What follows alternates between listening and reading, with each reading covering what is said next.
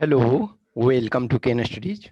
देखो, CAPF AC 2021 में जो भी एग्ज़ाम दे रहे हैं, तो उनके लिए एक मैसेज है। कुछ लोग उसमें से आप लोग में से कुछ ने मैसेज किया था कि यस, एक मोटिवेशनल वीडियो बनाया जाए।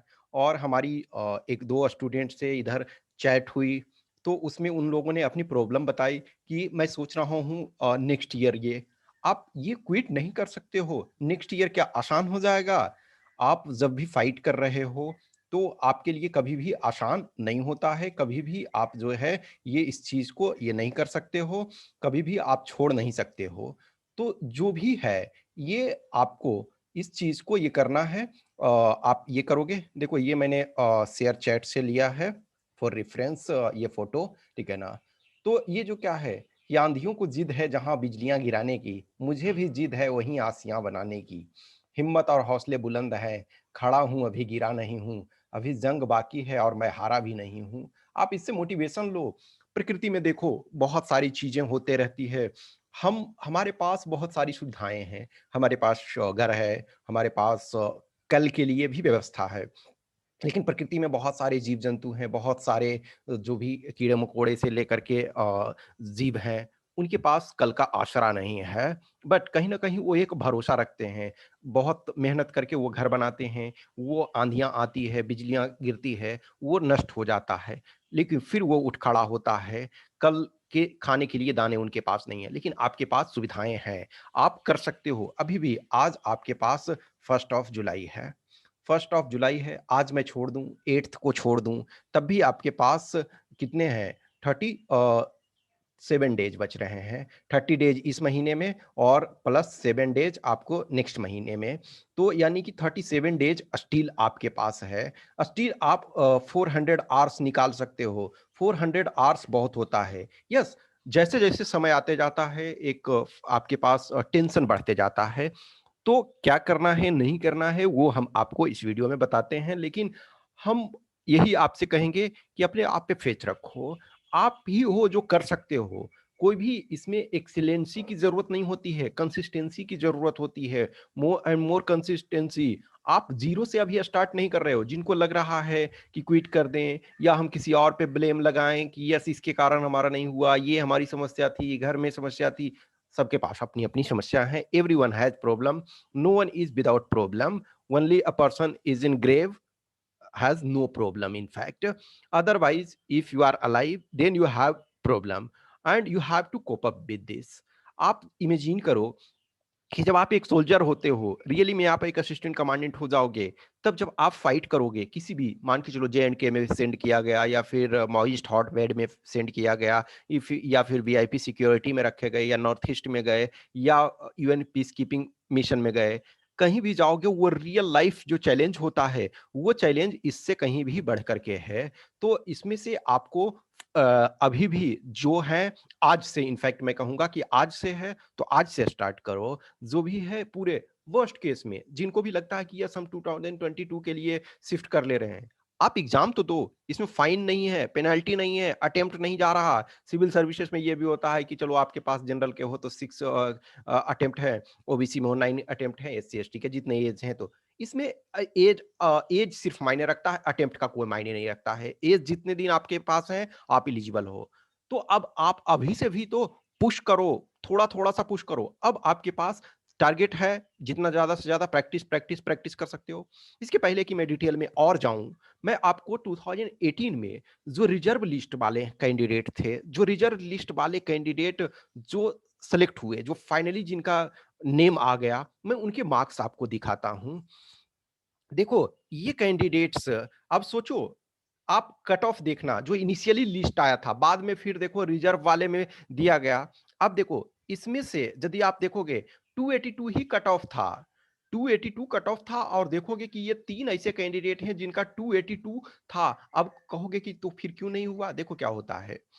280 पॉइंट यदि 51 भी है, तो इसको एग्रीगेट मार्क्स, देखो कहीं भी पॉइंट में मार्क्स नहीं दिया जाता है। मार्क्स जो भी दिया जाता है इसमें आपका फुल में। लेकिन किसी का 281.51 था। लेकिन जब सीट मान के चलो कम है, सपोज सीट 90 है, मान के चलो थोड़ी देर की, लेकिन 90 सीट्स हैं। अब 90 सीट्स में तो 90 से लेकर के और 95 रैंक वाले सब का यदि सेम आ जाएगा, तो आप तो लोगे 1 ही का 2 का जितना ये पड़ रहा है, तो बाकी जो बच गए, मान के चलो ये 3 ऐसे कैंडिडेट जो जनरल कैंडिडेट ये थे, उनको आपका इसमें आ गया, तो 282 यानी कि राउंड ऑफ करके आपके पास 282 आ रहा है, लेकिन एक्चुअल में आपका 281 पॉइंट समथिंग था, यानी 5 से अधिक था।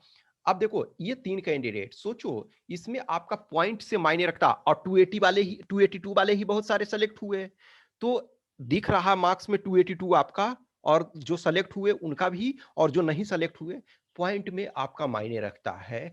तो अभी से भी जो भी लगता है, एक क्वेश्चन 2 क्वेश्चन डेली आप थोड़ा थोड़ा करो, एक एक क्वेश्चन के बराबर ही आप इंप्रूव करो। यदि आप इस समय 50 क्वेश्चन ही सही कर रहे हो पेपर 1 में, अभी से भी आप करो, आप प्रॉपर प्रैक्टिस करो, जैसे मैं 2500 क्वेश्चन का जो सेट प्रैक्टिस करा रहा हूं, आप करो, जरूर उसमें मार्क्स बढ़ेगा, या कोई भी आप करो, ऐसा नहीं मैं।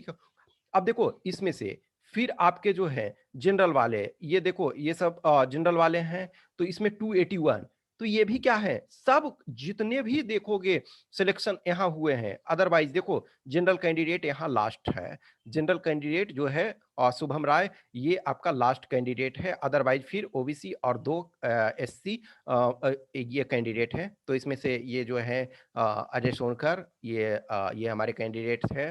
फिर आपके ये हैं रक्षा राम मिश्रा, ठीक है ना, तो रक्षा राम मिश्रा भी हमारे कैंडिडेट थे, ये 6 नंबर वाले जो हैं, ठीक है ये। फिर ये इसमें अजीत वर्मा। अब देखो इसमें अजीत वर्मा का, इसमें से एक्सेलेंट, पेपर 1 में बहुत अच्छा मार्क्स था, लेकिन पेपर 2 में इनके मार्क्स कम थे, इस वजह से ये गड़बड़ हुए, बट फाइनली आपका सिलेक्शन हो गया।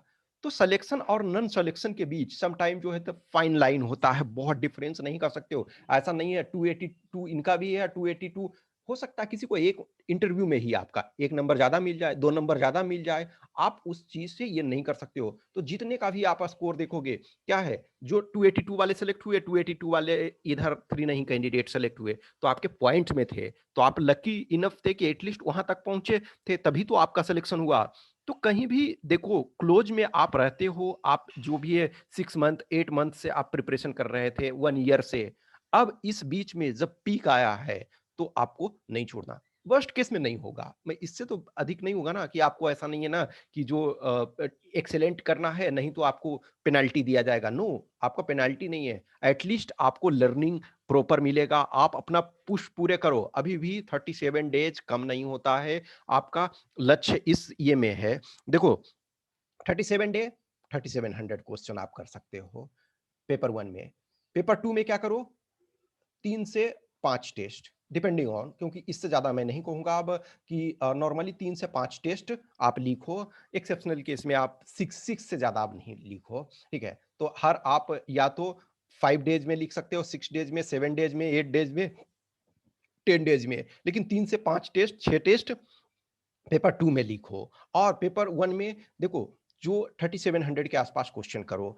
अब जैसे मैं प्रोग्राम जो चला रहा हूं 2500 क्वेश्चंस, आप उसको ज्वाइन कर सकते हो, आप इसमें देखो क्या है, क्वेश्चंस आपको हर जगह मिल जाते हैं। मैं ये जो प्रोग्राम करवा रहा हूं, उसमें क्या करवा रहा हूं कि आपको डेली क्वेश्चन प्रोवाइड करा रहा हूं, उस क्वेश्चन को आप सोल्व करो, उसके बाद हमें मार्क्स बताओ, नेक्स्ट डे मीन्स जब हम नेक्स्ट डे आपको आंसर की दे रहे हैं, तो उसके बाद हमें मार्क्स बताओ कि यस हमारा इतना मार्क्स आया। ग्रेजुअली आप जब हर डे करोगे, डिसिप्लिन बहुत मायने रखता है, आप डिसिप्लिन होकर के छोड़ दो ना, whatever all things are there in this world, छोड़ दो उसको, 1 डेढ़ महीने तो अपना दो, या फिर आप विकल्प, जैसे कुछ और कैंडिडेट थे, सर सीट कम है मैं दूसरी चीज का तैयारी कर रहा हूँ, कुछ और कैंडिडेट थे अभी हाल में बोले सर मैं यूपी दरोगा का ही एसआई का ही कर रहा हूँ, दैट फाइन, आप अपने मर्जी से डिसाइड करो कि यस हमें वो लगता है कि सही है, वहां सीट्स ज्यादा हैं, आप कर सकते हो तो ठीक है। लेकिन आप देखो तो गैंगमैन का भी निकल रहा है, तो उसमें भी स्ट्रगल है, उसमें भी पीएचडी होल्डर गैंगमैन के लिए भर रहे हैं, ग्रुप डी वाले के लिए भर रहे हैं, तो आसान कहीं भी नहीं है। लेकिन आपने यदि पुश किया है, हमेशा ध्यान रखो कि बड़े एग्जाम का आप प्रिपरेशन करते हो, तो आपको अधिक डिमांड की जरूरत होती है, अधिक कंसेप्ट की जरूरत होती है, अधिक एनर्जी की जरूरत होती है, और खास करके वो एग्जाम जब आप यूनियन पब्लिक सर्विस कमीशन जिस एग्जाम को ले रहा है, तो उसमें आपको बहुत ज्यादा एनर्जी की जरूरत होती है।